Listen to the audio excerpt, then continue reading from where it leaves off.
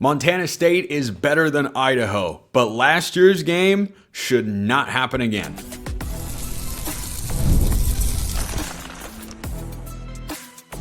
You are Locked On Ducks, your daily podcast on the Oregon Ducks. Part of the Locked On Podcast Network, your team every day. Yes, it is that time once again for Locked On Ducks. I'm your host, Spencer McLaughlin. Thank you all so much for making this your first listen or your first view of the day. It's part of the Locked On Podcast Network, your team every day and your number one source to stay up to date with the Ducks. Shout out to my everydayers out there. We have just about made it through another offseason. Football is around the corner. Amari Washington. You know I love Amari Washington. I'm going to gas him up on today's show. Gary Bryant Jr. was a popular response to a poll question I sent out recently, and some schedule talk, all on today's show, which is brought to you by our friends at Monarch Money. Take control of your finances with Monarch Money. Use the code LOCKEDONCollege at monarchmoney.com for 50% off your first year. Do you remember the Idaho game last year? I remember. I was there up in the press box at Autzen Stadium. I remember vividly describing it as the worst win ever of the Dan Lanning era. I hope that continues to be the case. Well, in comes Montana State this Saturday. The Bobcats, by any metric, are much better than Idaho, who was a darn good team last year. I believe the Vandals got all the way to the FCS quarterfinals. They're good. They're real good. Last year, Idaho played Montana State 2 times. In those 2 games, Montana State outscored Idaho, a top 10 FCS caliber team, 90-26. Yeah, so this Montana State program, fresh off an FCS runner-up season, has got a guy at quarterback that some Duck fans will be familiar with. It'll be a familiar name to some. I'll get to him in just a moment. But this has been one of the best programs. They were a possession away from winning the national championship at the FCS ranks last year. There's no other way to slice it. On paper, this is a tougher game than Idaho was last year. But last year's game should be a distant memory. And this falls mostly, to me, on the coaching staff.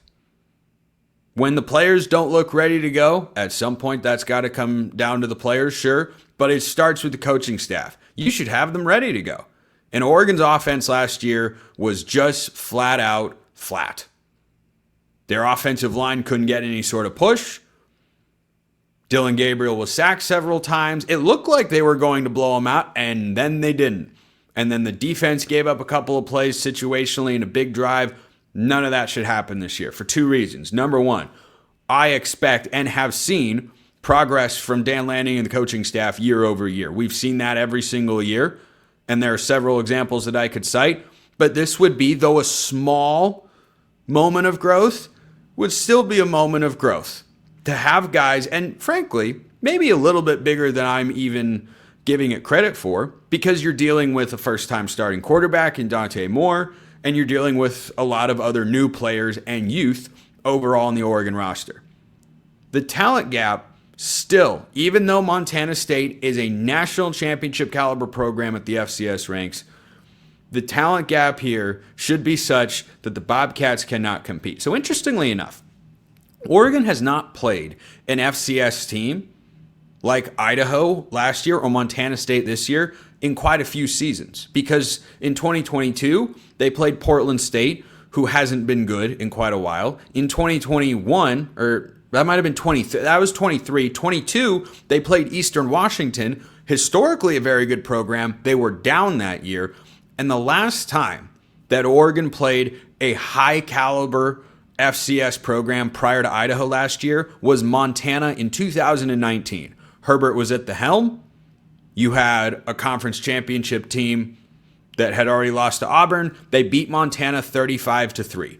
That's the sort of score that I want to see on Saturday that Oregon should be able to put up against the Bobcats, who are going to be starting Justin Lamson at quarterback, a transfer from Stanford. He was at Syracuse before that, spent the last couple of seasons in Palo Alto with the Cardinal. In that time, he attempted 188 passes, excuse me, let me actually get to his passing stats, not his rushing stats, which comes into play here in just a second. He attempted 135 passes. He completed 46% of them for 800 yards, 4 touchdowns, and 4 interceptions. This is not a guy who should be able to orchestrate drives up and down the field. Montana State wants to run the ball again, and then run it some more. The reason they have brought in Lamson is to be a running quarterback. Last year, Montana State, and I don't care what level of football you're at, this is some impressive stuff that I doubt we'll ever see at Oregon. I don't even know if a Power 4 team has done this in recent memory. Maybe LSU? No, Jaden Daniels was their leading rusher. I don't think it's possible. Montana State last season had 3 guys run for over 1,000 yards. Tommy Mellott, their quarterback, and 2 running backs. That philosophy is not going anywhere. So Lamson, who we know is not a prolific passer, but does have some running capabilities, if they're going to march up and down the field, it's because they are running on this Oregon defense. And they're going to try to run right into that Oregon defensive line, which I think is the best unit on this team. You've got veterans at linebacker, assuming Devin Jackson's healthy, alongside Bryce Betcher. They should not be able to consistently get up and down the field. Idaho had 1 drive last year, really, where they did that. And then they had a trick play after Oregon got stopped on 4th and inches on their own side of the field. They ran a power play and 2 guys ran into each other. Let's hope they don't have a moment like that. So even though this is a great team at the FCS ranks, that Montana team in 2019 turned out to be pretty good. And Oregon thumped them with Mario Cristobal at the helm. So that's why, even though this is a team that is going to catch people's attention, Oregon's a 29.5-point favorite for a reason. I think as long as this game is never uncomfortable, I'll be happy with the outcome. A couple of questions came in about this one. Baja Core said, here's one for Spencer Scale of Agreement. The offense will be about as vanilla as the spring game, especially with a rebuild offensive line. I don't think they want Dante or Austin thinking too much or doing too much. Easy throws, basic handoffs will be the name of the game Saturday. Yeah, 7? Yeah, I think it will be. Yesterday I talked about what I want to see most from Dante Moore, and it was simplify, execute, don't try to make the hero play.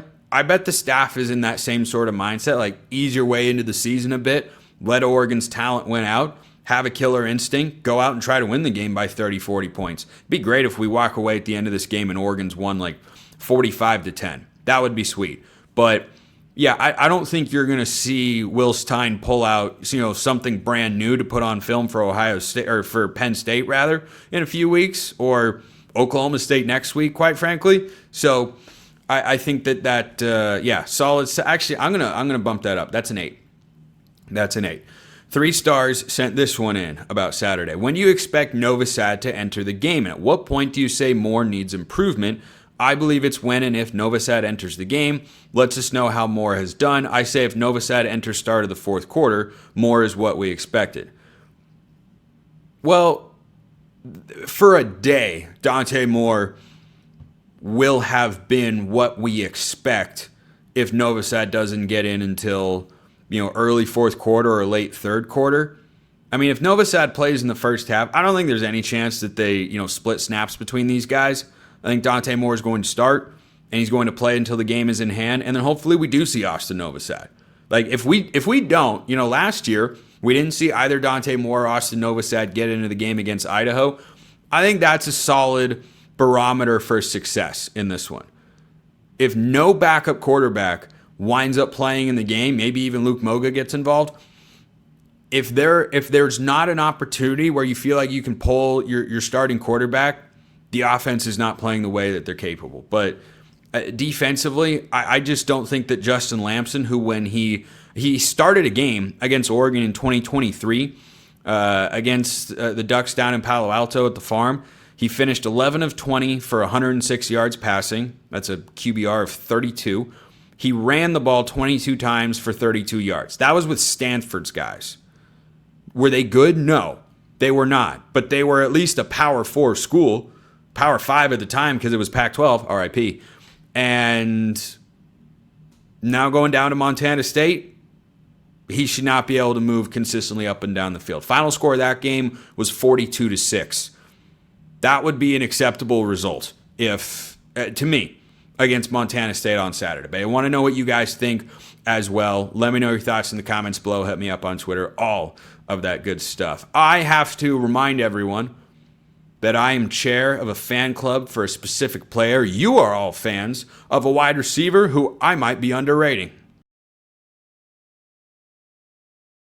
First, this episode brought to you by Monarch Money. Most people can't name all their financial accounts or even what they're worth, whether it's 401ks, properties, or investments. And when you don't have the full picture, you can end up leaving money on the table. That is where Monarch Money comes in. It's an all-in-one personal finance tool that brings your entire financial life together in one clean, easy-to-use interface on your laptop or your phone. Monarch is built for people with busy lives like myself. If you put off organizing your finances, Monarch is for you. Monarch does the heavy lifting for you. You can link all your accounts in minutes, see clear data visuals, get smart categorization of your spending, and finally feel in control of your money without ever touching a spreadsheet. So if you've had that one financial goal you've wanted to get to for a while, you just haven't been able to get over the hump, Monarch is here to help you out. Don't let financial opportunities slip through the cracks. Use the code LOCKEDONCollege at monarchmoney.com in your browser for half off your first year. That's 50% off your first year at monarchmoney.com with the code LOCKEDONCollege. Check them out at monarchmoney.com. This episode also brought to you by our friends over at FanDuel. If you want to bet the Oregon game, minus 29.5, plus 29.5, and hedge your happiness, hey, FanDuel is there for you. The NFL season's almost here, and FanDuel's making sure you're ready for kickoff with a can't-miss offer. Listen to this. Right now, new customers can bet just $5, and if your bet wins, you'll get $300 in bonus bets to use across the app. College football starts in earnest with games on Thursday and Friday and Saturday and Sunday and Monday, and if you want to get in on the action and make those games even more exciting to watch, FanDuel is the place to do it. It makes every game even more exciting, whether you're watching your team, the Ducks, or keeping an eye on a fantasy lineup. It's all available. So, if you're ready to play, download the FanDuel app now by visiting FanDuel.com to get started. That's FanDuel.com to place your first $5 bet to get $300 in bonus bets. Check them out at FanDuel.com. All right, rolling along, we've got our second segment sip, and we've got maybe the greatest Spencer scale of agreement take that's ever been sent into the program. I don't know, we'll see by the end of it. One of my Locked On Ducks insiders out there sent in a Spencer scale of agreement on Amari Washington getting 6.5 sacks. Oh, a man after my own heart. I'm assuming you're a man. Most of my audience are men, but not all of you, not 100%. So I don't want to make a presumption there, but 6.5 sacks. Now, as chair of the Amari Washington fan club, I do bear some responsibility for Amari getting on Bruce Feldman's freak list because perhaps Bruce Feldman of The Athletic watches the show. It's possible. It's possible he watches or listens. We are, of course, here at the Locked On Network, free and available on all platforms and on YouTube. Amari Washington, all right, legitimately, Amari Washington getting 6.5 sacks, Spencer scale of agreement, that's like an 84 out of 10, you know? No, it's can't go higher. You can't go higher than 10. Those are my own self-imposed rules. So 6.5 sacks is a lot for an interior defensive lineman. Derek Harmon last year, I believe, had 5.5, and was second on the team. Derek Harmon was a force. Amari Washington can be a force. He's going to have the opportunity to play as many snaps as he physically can throughout the year.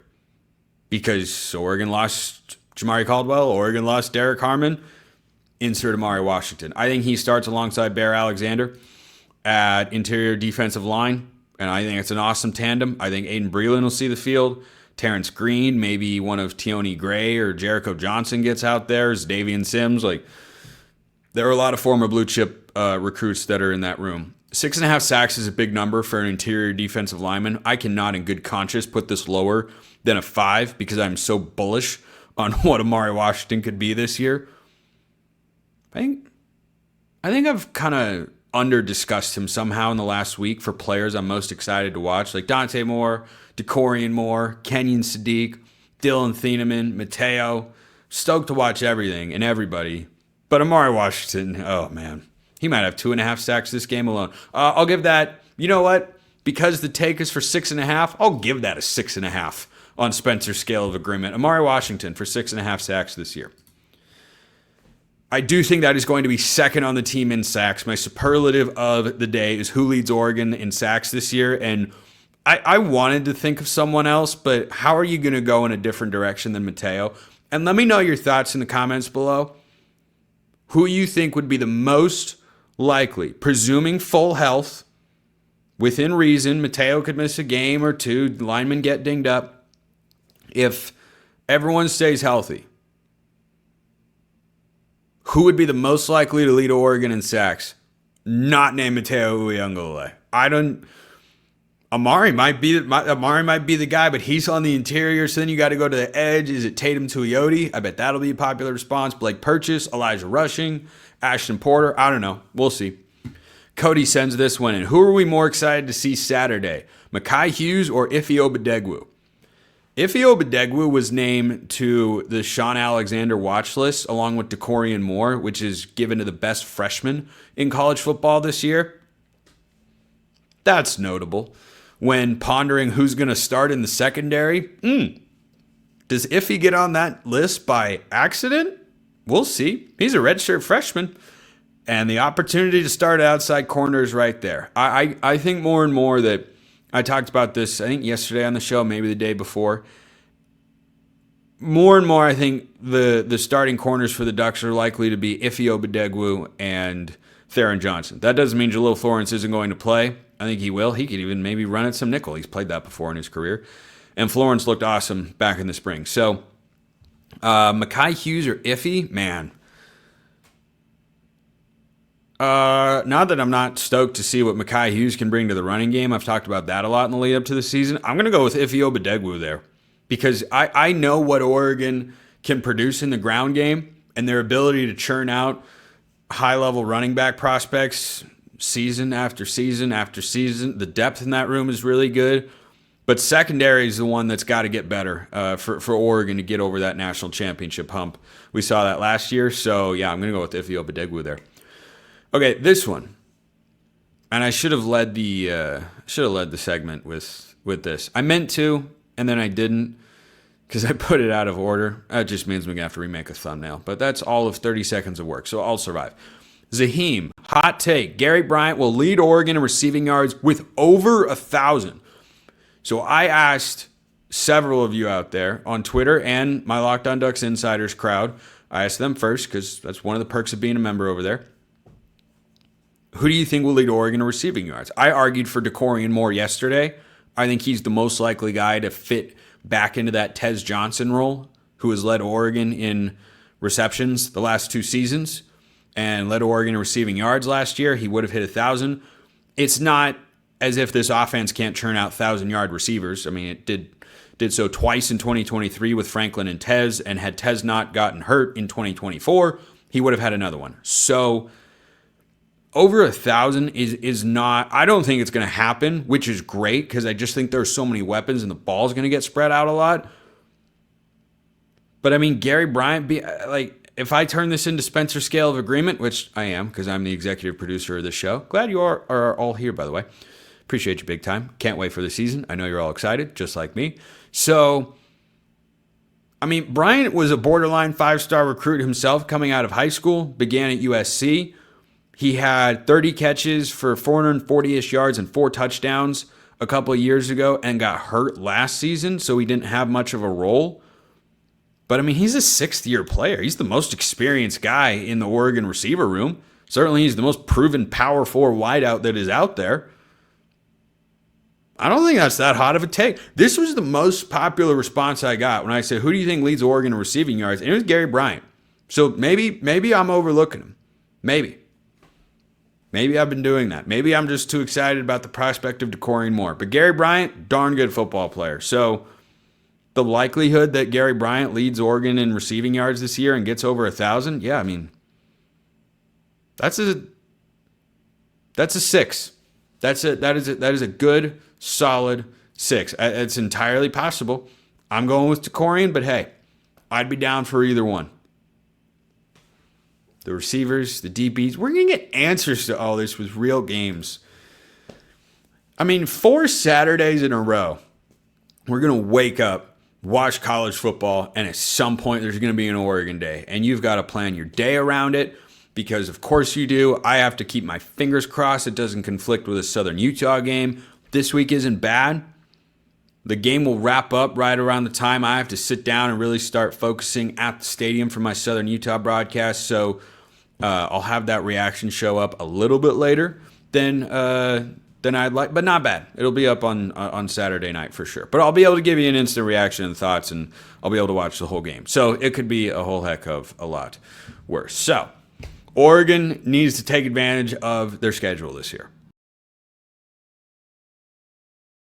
First, this episode brought to you by our friends at Supply House. When the opening whistle blows on a new repair, get your crew moving forward with Supply House. Order today and see parts on your doorstep tomorrow. Over 280,000 plumbing, HVAC, and electrical items from the most trusted brands in the business. Their real-time inventory and honest lead times keep you from punting projects, while their industry-leading customer service always has your blind side covered. Do you need parts fast for a project? Supply House has next-day delivery. Talk about a game changer. You need stuff quickly? Boom.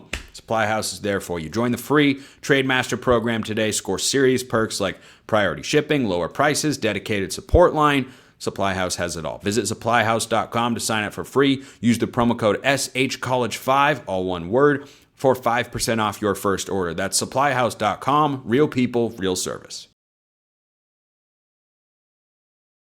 Oregon's schedule is pretty favorable this year. A big part of that is next week's opponent, Oklahoma State, is coming off the worst year of Mike Gundy's tenure. I think they're a bounce-back team, and they're in a bowl game. I was listening to the Odds and Audibles guys.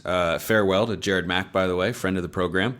He's been on before, but he's moving on to new ventures and no longer with 24/7. But Matt Prahm said he thinks that Montana State could be Oregon's toughest game in the first 4 leading up to Penn State. To me, that is a wild take. Like, I never for a moment, Oregon is not going to be favored by 29.5 against Northwestern, Oklahoma State, or Oregon State. I think the Beavs are going to be the toughest game. You could make a case for any of the 3 for various reasons. I put the rivalry factor in and say Oregon State. But yeah, Oregon's schedule this year works out nicely, and that sets up well with the amount of transition they are undergoing, with Dante Moore at quarterback, all the new players, and only returning 43% from last year's team. Not every year is going to have that. So this question came from Oregon football, with not the actual Oregon football account, but please look at Oregon's 2027 schedule. At Baylor in the non-conference slate, Ohio State, Penn State, at Michigan, Iowa, at Washington. We will only get 6 games too if the at Baylor game holds. Every other year we only get 4 home Big Ten games, so all non-cons have to be at home to get 7 home games on the season. Yeah, good news.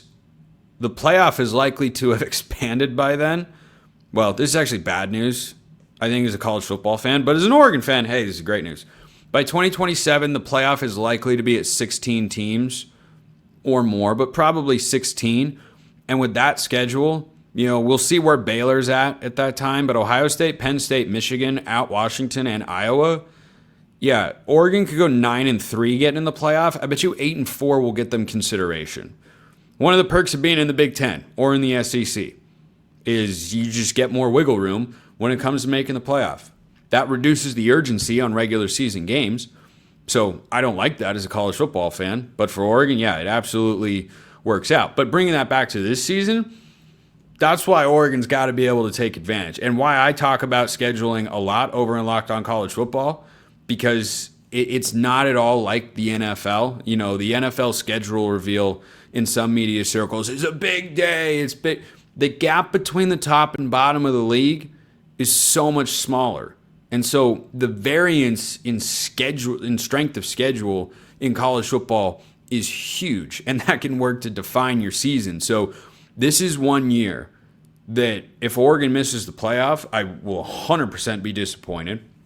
And that would be a massive letdown of a season. And one of the reasons is you're not always going to get a schedule that works out like this. You're just not. So, yeah, the good news, Oregon does not need to win all of those games. They don't even need to go 10-2 in those games, I bet, to make the college football playoff. But a lot can change between now and then. That's 2027. That's 2 years from now. 2025 is a couple of days away. Brian sends in this one for Spencer Scale of Agreement. Since this is more likely than not one of the last or final years for Will Stein being Oregon's OC, Ross Douglas could be a 2-for-1 hire by possibly becoming a co-OC or the offensive coordinator next year, given his single-year stint at Syracuse.